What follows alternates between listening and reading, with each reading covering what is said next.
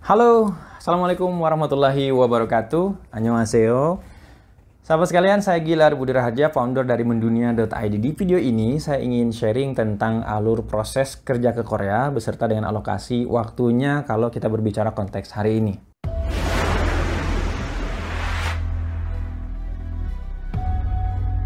Saya pernah tinggal di Korea 9 tahun untuk kuliah, kerja, bisnis, dan sebagainya, sehingga mudah-mudahan informasi ini cukup akurat dan sangat bermanfaat untuk Anda semuanya. Baik, kenapa kita harus bahas Korea Selatan? Korea itu memiliki harapan untuk menjadi sumber penghasilan, penambah penghasilan Anda atau melipat gandakan penghasilan ya, karena ekonomi Korea sudah kembali sebagaimana sebelum COVID-19, artinya sudah keren dan pertumbuhan ekonominya luar biasa. Industri akan bertambah, lapangan kerja akan semakin terbuka, khususnya untuk orang asing karena memang Korea Selatan ini membutuhkan tenaga asing, orang lokalnya jarang sekali. Ya, baik, langsung saja.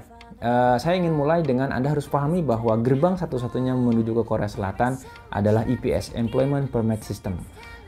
Sistem perizinan ketenaga kerjaan. Sekali lagi, ini adalah gerbang satu-satunya. Gerbangnya cuma satu, nggak ada yang lain. Kalaupun ada yang lain yang ditawarkan yang datang kepada Anda, maka itu kemungkinannya hanya dua saja. Yang pertama itu Anda datang ke sana benar-benar berangkat terus kerja, tapi ilegal, visanya bukan visa kerja tapi wisata atau misalkan refugee, itu ada pengungsi.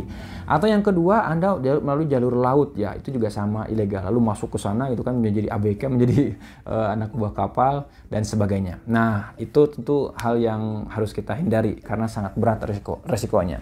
Nah, yang legal formal ini sekali lagi hanya IPS. Maka IPS ini menjadi gerbang. Dan saya ingin bahas bagaimana proses sebelum menuju ke gerbang tersebut dan bagaimana proses setelah melewati gerbang tersebut. Oke, tahap pertama disebut dengan persiapan menuju ke gerbang ke Korea Selatan. Tentunya simpel saja, yaitu dua, belajar bahasa Korea dan mengikuti tesnya. Nah, bahasa Koreanya ini bukan yang harus menguasai Korea banget gitu. Saya aja 9 tahun di sana ternyata bahasa Koreanya masih medium aja. Dan gak harus seperti saya ataupun yang lebih daripada itu teman-teman, tapi cukup yang basic saja. Yang paling utamanya adalah untuk bisa lulus tes. Jadi yang dipelajari hanya melulus soal apa yang akan keluar, materi-materi soal di tes, begitu. Oke? Nah, jadi artinya insya Allah ini mudah. Jadi di kepala kita jangan dipikirin susah, tapi mudah karena fokus saja sama 200 soal yang kemungkinan keluar. Oke? Yang mana itu sudah ada recordnya, catatannya di mana-mana. Nah, lalu teslah itu yang biasa dilakukan November ya. 2 tahun belakangan dilakukan November dan 2021 kemarin Maret ada, 2020 juga Maret ada. Artinya kalau tahun-tahun sebelumnya itu ada 2 kali, maka kemungkinan besar November ini akan diadakan. Nah, belajar bahasa Korea untuk bisa lulus tes itu biasanya sekitar 2-3 bulan. Maka kalau Anda mulai dari Agustus ini memang sangat tepat. Agustus, September, Oktober, November itu 3 bulan, maka kemungkinan besar Anda siap untuk bisa lulus, bukan siap ikut tes saja, tetapi siap lulus kalau Anda belajar sungguh-sungguh. Kecuali kalau Anda mau mode santuy, mungkin menunggu jadwal Maret, Anda belajar dari sekarang 5-6 bulan, terus kemudian ikutlah tes yang Maret ya. Nah, demikian ya. Jadi proses awal pastinya adalah 2-3 bulan ini untuk persiapan tes sampai tes tiba. Setelah Anda dinyatakan lulus, apa yang terjadi kita akan bahas belakangan karena ternyata dari penyelenggaraan tes di bulan sekitar November itu menuju ke pengumuman itu juga cukup panjang karena puluhan ribu orang yang ikut ya, itu bahkan bisa sampai 2-3 bulan itu baru keluar pengumuman. Nah, dengan ini berarti Anda harus di kepala Anda harus benar-benar terpetakan waktu gitu ya. 3 bulan belajar bahasa Korea, setelah tes 2-3 bulan lagi menunggu pengumuman. Nah, seperti itu. Jadi memang ini perjuangan yang panjang ya. Masih belum selesai, tunggu dulu, jangan berkesimpulan dulu, masih ada proses berikutnya. Setelah Anda lulus tes, ya ada proses-proses berikutnya yang sebetulnya formalitas, ini prosedural aja, Anda ikutin saja, nunggu, bukan kita mengusahakan tapi nunggu aja. Yaitu mulai dari tes skill, yang itu formalitas semua orang bisa lah, gampang. Terus kemudian medical check up, ya kalau kondisi tubuh Anda selama ini nggak ada masalah, ya itu kan hanya check up saja, bukan uji gitu ya. Terus kemudian yang berikutnya bikin paspor, lalu kemudian ada proses mix match ya, lamaran Anda akan dipilih oleh perusahaan. Sekali lagi, Anda yang dipilih oleh perusahaan, bukan perusahaan yang dipilih oleh Anda ya. Jadi tinggal nunggu aja. Nah, kalau sudah dipilih, keluarlah kontrak panggilan gitu kira-kira ya.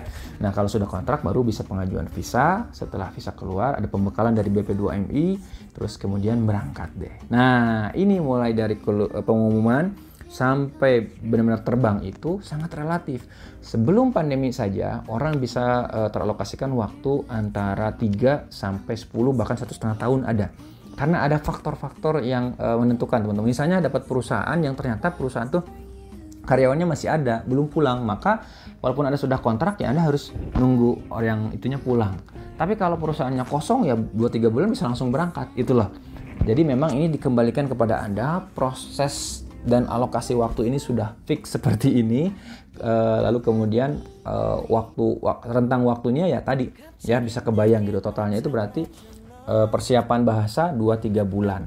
Terus kemudian setelah tes 2-3 bulan pengumuman. Setelah pengumuman proses berikutnya 2-3 bulan lagi sampai ke benar-benar siap terbang misalnya. Nah, lalu terakhir kan masalah terbang.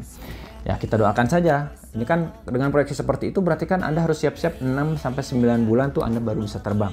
Nah, kalau 6-9 bulan ke depannya jangan berasumsi ini masih pandemi dong. Kita doakan pandeminya udah selesai gitu. Tapi yang terbaik kan Anda persiapan dari sekarang. Nah, demikian informasi yang bisa kami sampaikan. Mudah-mudahan bermanfaat karena ini pada akhirnya dikembalikan kepada Anda. Apakah Anda mau mengikuti prosesnya demi sebuah gaji 24 juta minimal di Korea di tahun 2002 nanti itu, karena sudah ditetapkan UM-nya, upah minimumnya naik di angka 1,9 sekian juta won atau 24 juta rupiah. Ya, kalau ini memang pantas diperjuangkan, layak untuk diperjuangkan oleh Anda, ya silakan ikuti prosesnya. Mulai dari bulan Agustus ini persiapan, kemudian seterusnya bisa disimak lagi video ini. Saya Gilar Budi Raja pamit. Sekali lagi semoga bermanfaat dan salam sukses mendunia. Fighting. Annyeonghaseyo. Assalamualaikum.